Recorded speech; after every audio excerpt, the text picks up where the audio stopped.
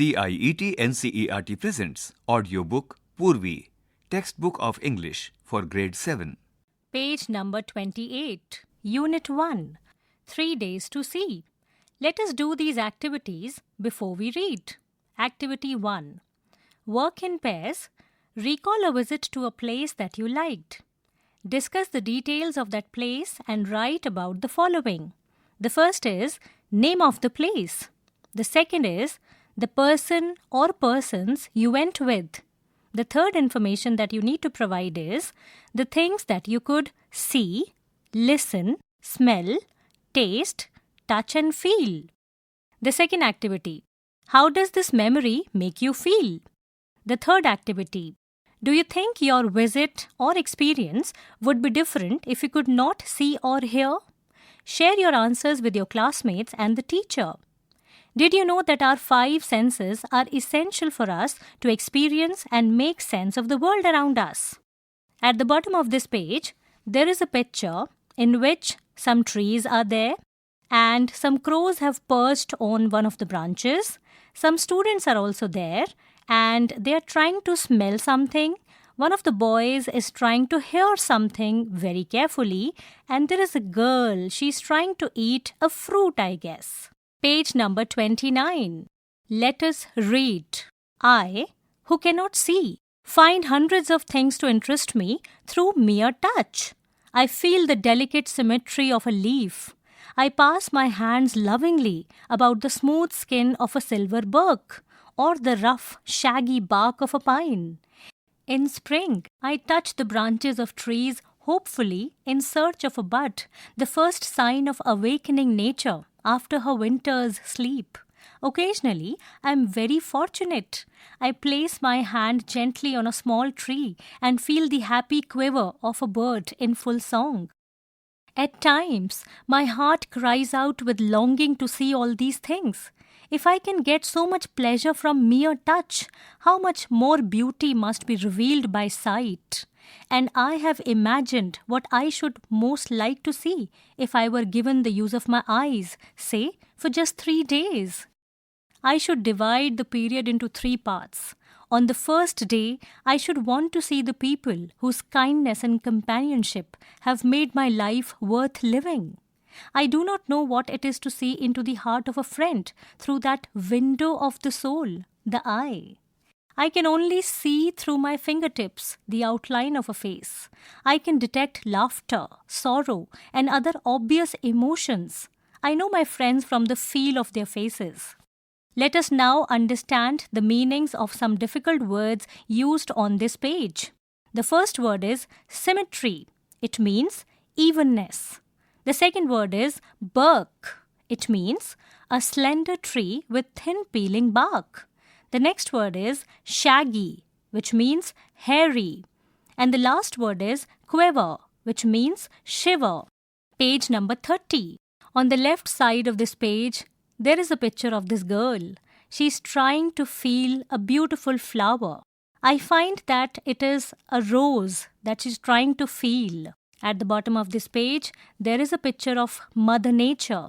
The sun is rising, the birds are flying, the trees are beautiful, and the river is flowing. Page number 30. The next day, I should arise with the dawn and see the thrilling miracle by which night is transformed into day. I should behold with awe the magnificent panorama of light with which the sun awakens the sleeping earth. This day, I should devote to a hasty glimpse of the world, past and present. I should want to see the pageant of a man's progress, and so I should go to the museums. There my eyes would see the condensed history of the earth, animals and the races of men pictured in their native environment, gigantic carcasses of dinosaurs and mastodons that roamed the earth before man appeared, with his tiny stature and powerful brain to conquer the animal kingdom. The following morning, I should again greet the dawn, anxious to discover new delights, new revelations of beauty. Today, this 3rd day, I shall spend in the workday world, amid the haunts of men going about the business of life. The city becomes my destination. First, I stand at a busy corner, merely looking at people, trying by sight of them to understand something of their daily lives. I see smiles, and I'm happy. I see serious determination, and I'm proud. I see suffering, and I am compassionate. At the bottom of this page, there is a picture of a city life where a vendor is selling fruits and vegetables. People are walking up and down the street, and some people are also talking. It seems that they're at a cafe. Let's understand the difficult words used on this page. The first word is behold, which means see. The next word is panorama, which means scene. The next word is glimpse, which means brief look. The next word is pageant, which means display. The next word is condensed. It means brief. Carcasses. Carcasses means remains. Mastodons. It means a large animal similar to an elephant but with fur. Stature. Stature means physique or build. The next word is haunts, regular meeting places. The last word on this page is merely. It means just. Page number 31. At midnight, permanent night would close in on me again. Naturally, in those 3 short days, I should not have seen all I wanted to see. Only when darkness had again descended upon me should I realize how much I had left unseen. I, who am blind, can give one hint to those who can see. Use your eyes as if tomorrow you would be stricken blind. And the same method can be applied to your other senses. Hear the music of voice, the song of a bird, the mighty strains of an orchestra, as if you would be stricken deaf tomorrow. Touch each object as if tomorrow your tactile sense would fail. Smell the perfume of flowers. Taste with relish each morsel, as if tomorrow you could never smell and taste again. Make the most of every sense. Glory in all the facets of pleasure and beauty, which the world reveals to you through the several means of contact, which nature provides. But of all the senses, I'm sure that sight must be the most delightful. Helen Keller. Let us understand the meanings of some difficult words used on this page. The first word is strains. It means tunes. The next word is tactile sense, which means sense of touch. The next word is morsel. It means a small piece of food. The last word is facets. It means aspects. Let us discuss. Exercise 1. Work in pairs. Identify the statements that are true from the ones given below. Share your answers with the teacher. Statement 1. The author expresses a deep longing to experience the world through the sense of hearing. Statement 2. The author would like exploring the city only to observe how people are suffering. Statement 3. The author would spend the first day seeing the people whose kind-heartedness and friendship have enriched her life. Statement 4. The author acknowledges that even in 3 days, she would not be able to see everything.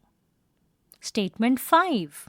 The author feels that everyone can find the greatest joy merely by the sense of touch. Statement 6. The author advises those who can see to appreciate every moment as if they might lose their senses tomorrow. The 7th and the last statement is, on the 3rd day, the author would like to observe people in their daily lives and understand their experiences. Page number 32. Exercise 2.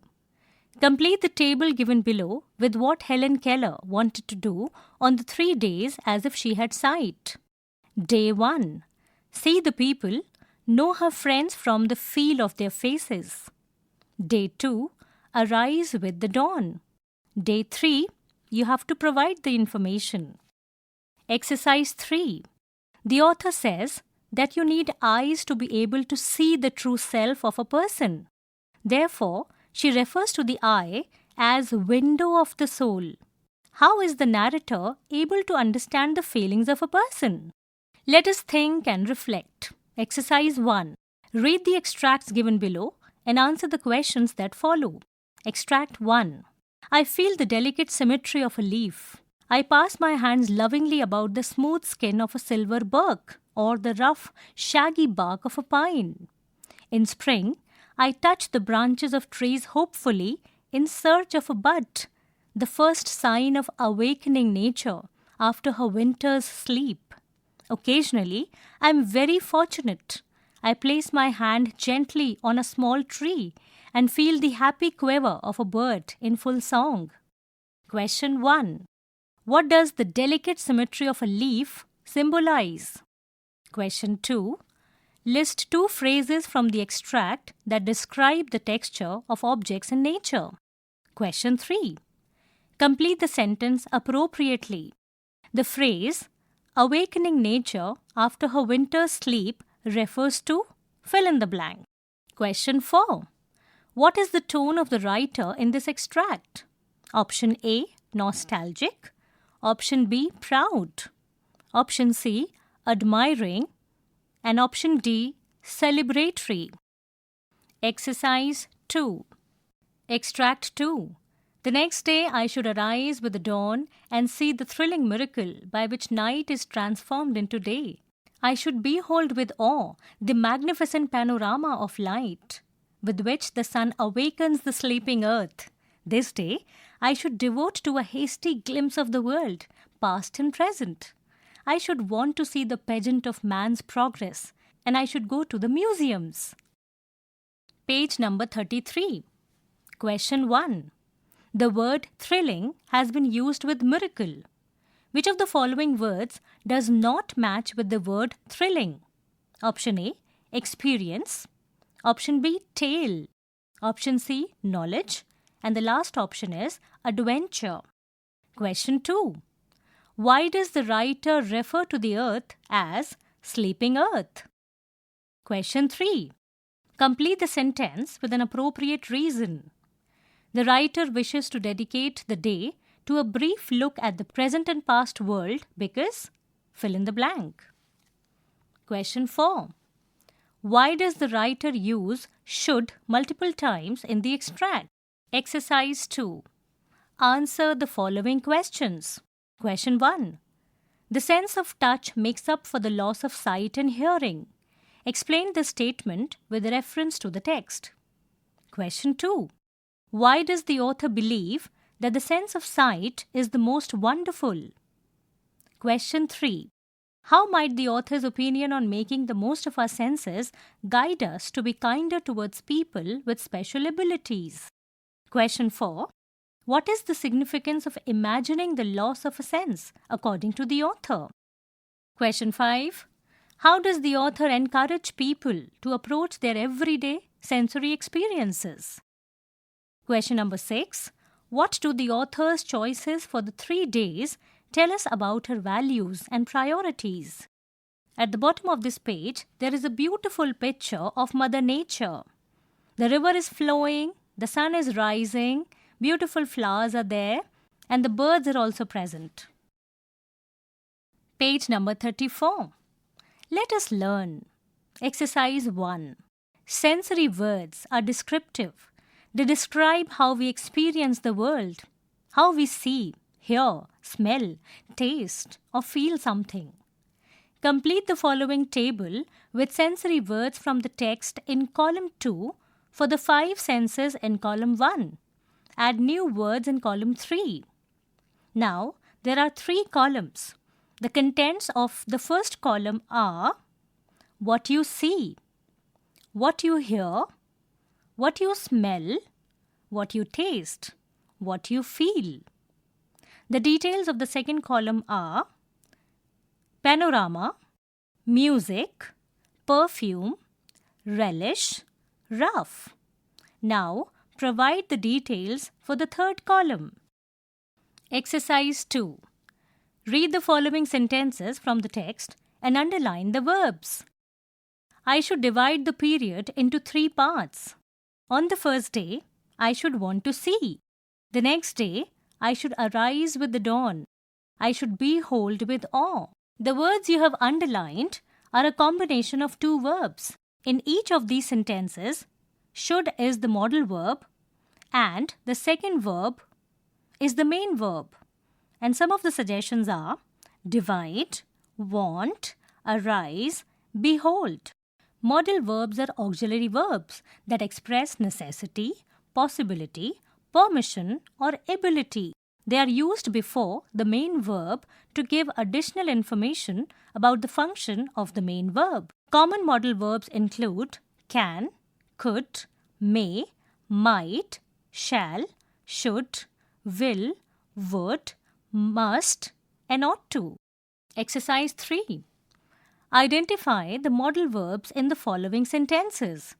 Choose the functions they express from those given in the box below.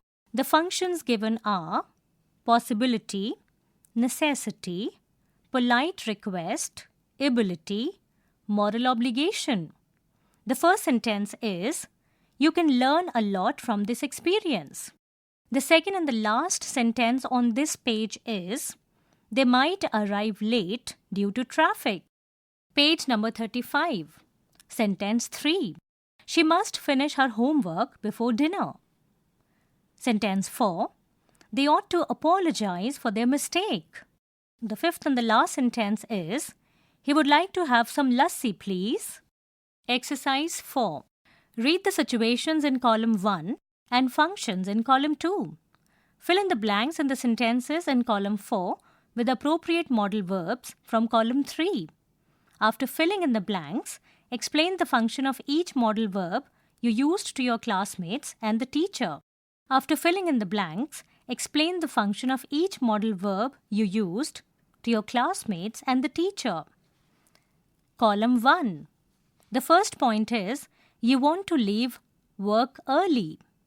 The second point in column 1 is, you have an important deadline tomorrow. The third point in column 1 is, your friend is thinking whether to join art class. Point 4 in column 1 is, there are dark clouds in the sky. Point 5 in column 1 is, asking someone to pass the salt at the dinner table.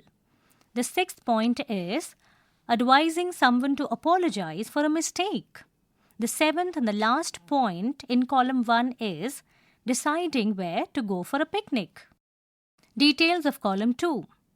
Permission, obligation, advice, possibility, polite request, moral obligation, and suggestion.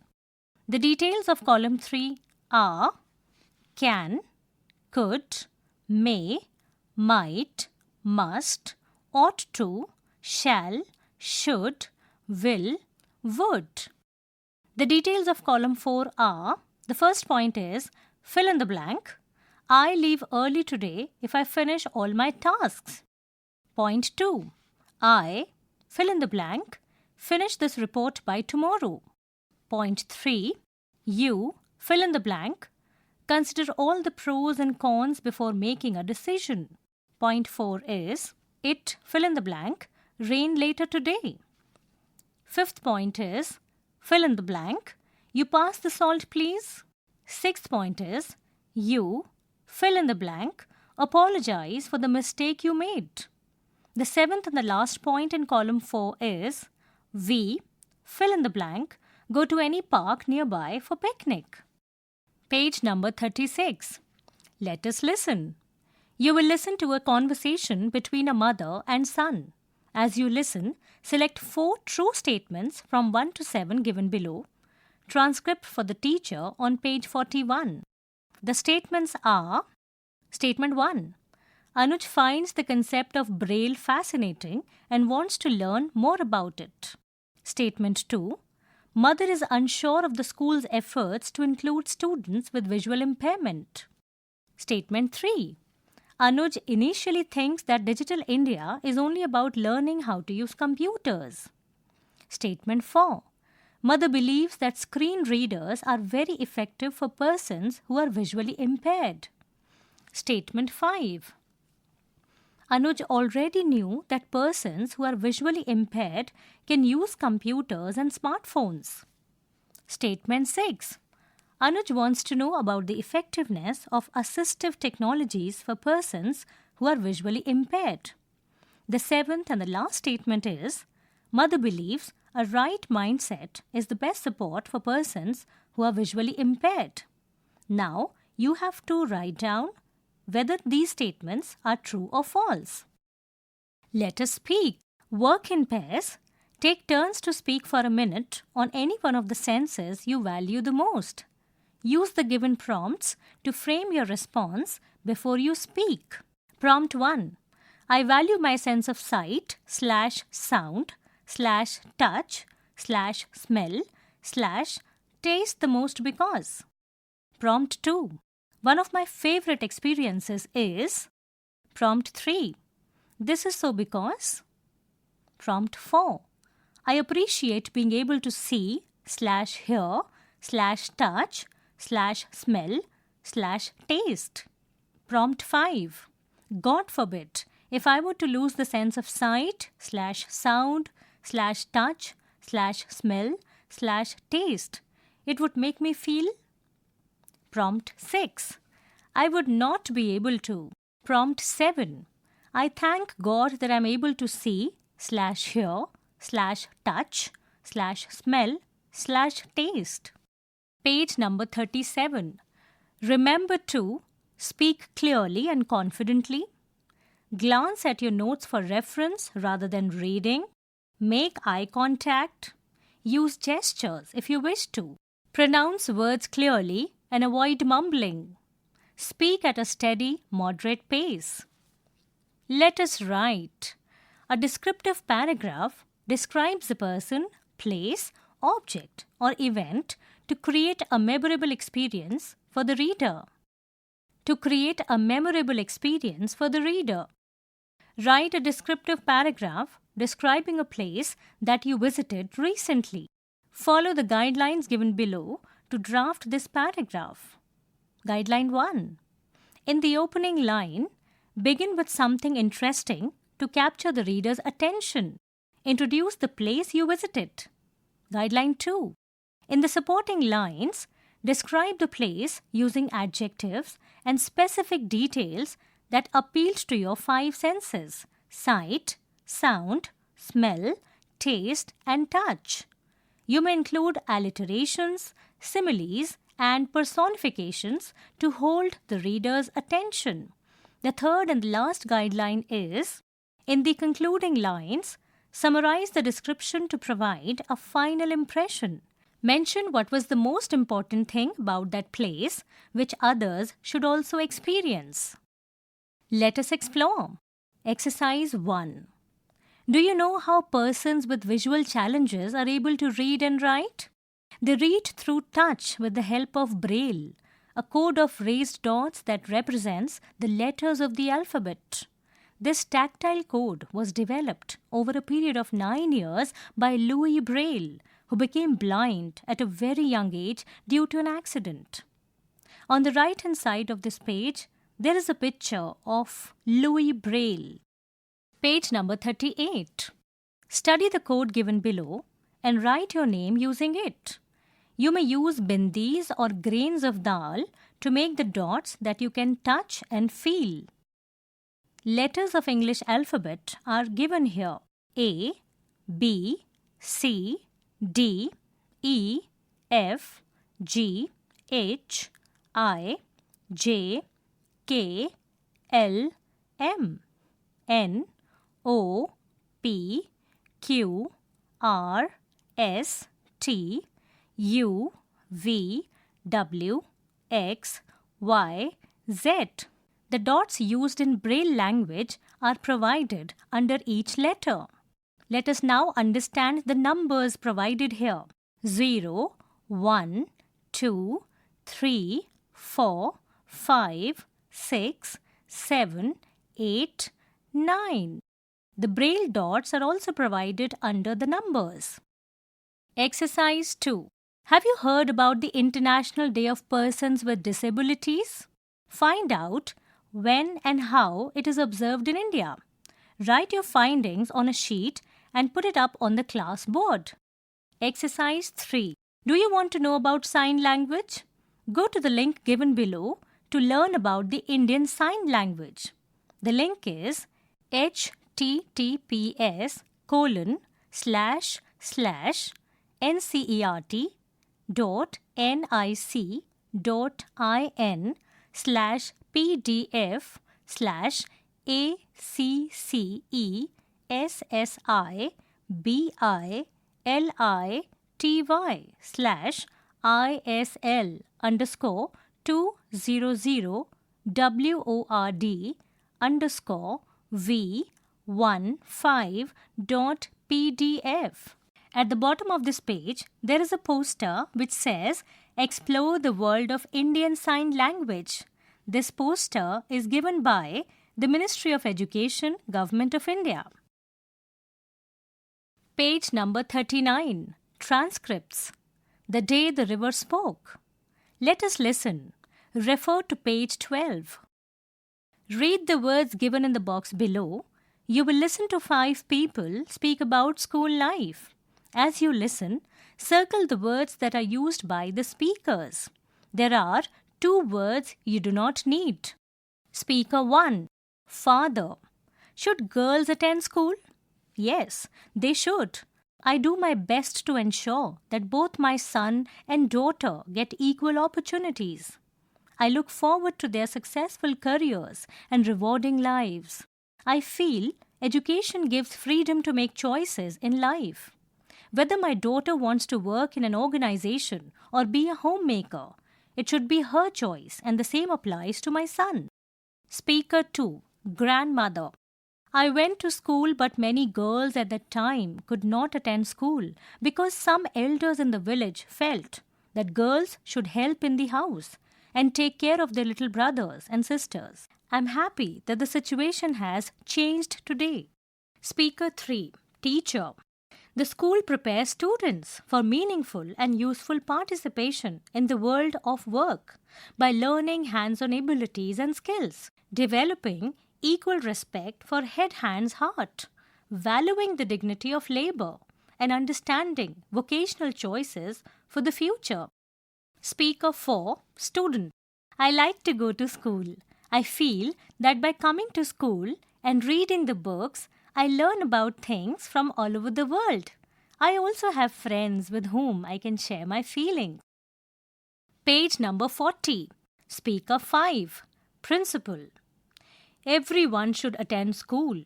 You must have noticed that girls are doing very well. However, as the head of an institution, I know that all students can work hard.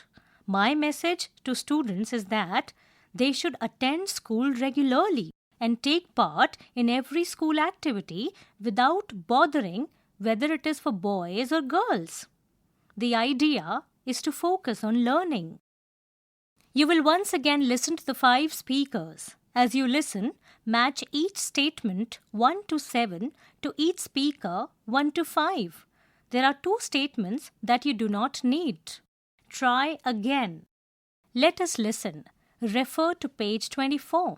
You will listen to a story about an ant. Read the questions given below, and before you listen, guess the answers to these questions. Hello everyone. I'm sure you have enjoyed learning about King Bruce and the spider. Let me share another story with you. In a thick green forest, there lived a little ant. She was known for her determination and never give up attitude. One sunny day, the ant found a delicious piece of roti that was too big for her to carry alone.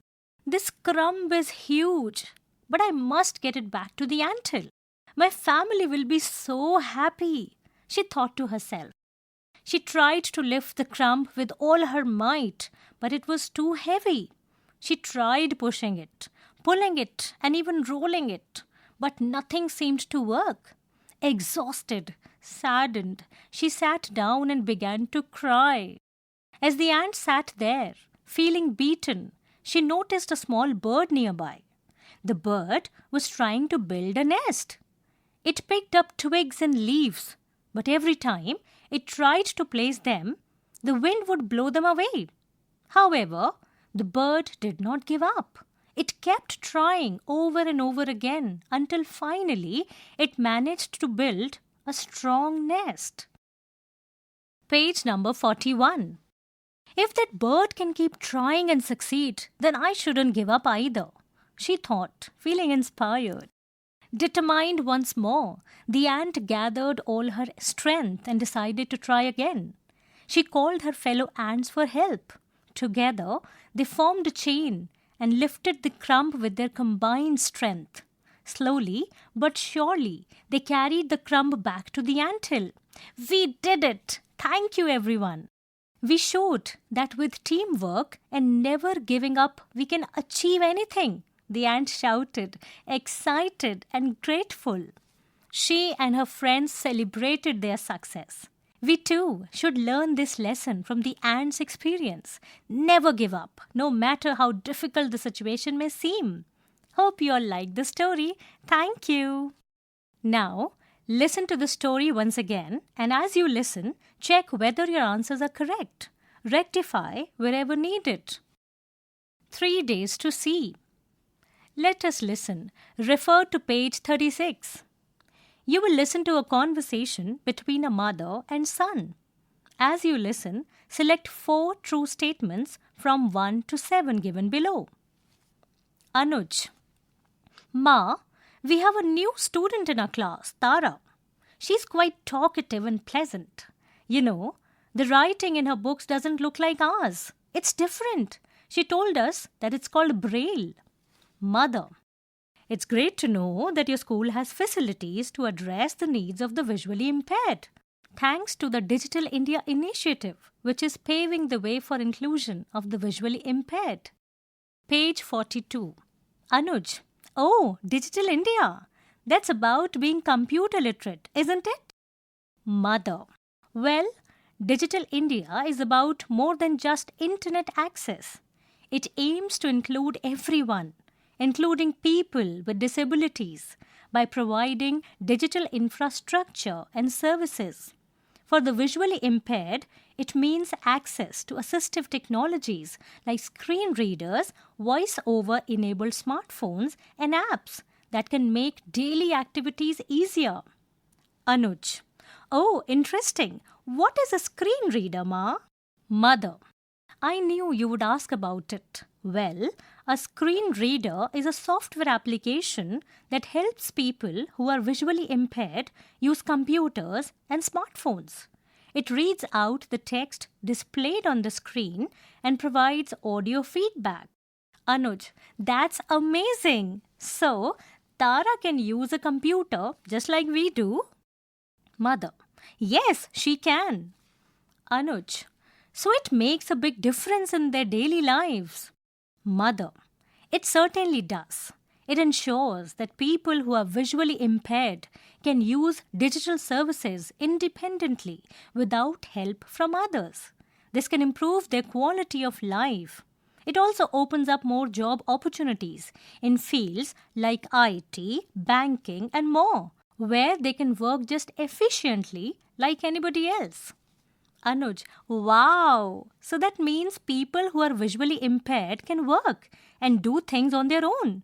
I'm so proud of my school. Mother, yes, and this way we can ensure that the benefits of Digital India reach everyone, helping them to participate fully in all areas of life. Remember, inclusion is not just about having the right tools, but also about having the right mindset. Unit-1 ends here. Poorvi, you were just listening to this audiobook, Textbook of English for Grade 7. Narration, Neha Beniwal. Sound recordist, Manju Kumari. Production assistant, Amarjeet Sarkar. Directed and produced by Vimalesh Chaudhary. This audiobook is brought to you by CIET NCERT, New Delhi, India.